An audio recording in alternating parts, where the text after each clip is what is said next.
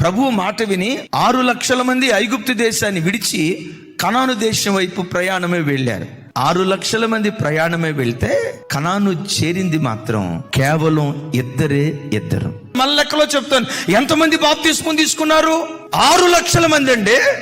అయ్యో బాబోయ్, 6 లక్షల మంది బాప్తిస్మం తీసుకున్నారా? అవును అయ్యా, లోకం నాకొద్దు, ప్రభు కావాలి, పరలోకం కావాలని 6 లక్షల మంది బాప్తిస్మం తీసుకున్నారు కదా.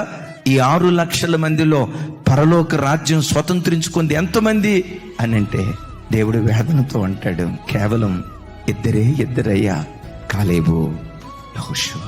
పిలువబడిన వారు అనేకులు, పరలోక రాజ్యం కొరకు ఏర్పరచబడిన వారు కొందరే.